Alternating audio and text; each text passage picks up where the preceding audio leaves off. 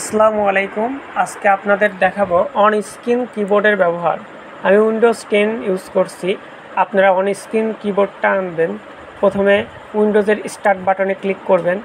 এরপর এখান থেকে সেটিংসে একটা ক্লিক দিবেন। এরপরে এখানে রাইট সাইডে দেখতে পাচ্ছেন ইজি টু অ্যাক্সেস নামে একটা অপশন আছে, এখানে একটা ক্লিক দিবেন। ক্লিক দেওয়ার পর স্ক্রল করে নিচে যাবেন, দেখতে পাচ্ছেন কিবোর্ড, সেই কিবোর্ডে একটি ক্লিক দিবেন। এরপরে use the on screen keyboard এটা ওপেন করে দিবেন। অন দেখতে পাচ্ছেন ওপেন হয়ে গেল। এটা সব সময় আপনার রাখার জন্য এখানে রাইট বাটন ক্লিক করে পিন করে দিবেন।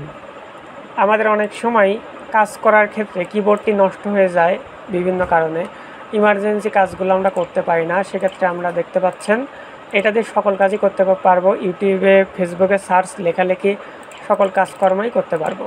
দেখতে পাচ্ছেন এখান থেকে যদি কেটে দিই, আমি এখন নিচ থেকে এটা ওপেন করতে পারবো, যেহেতু আমি এটা পিন করে রাখছি।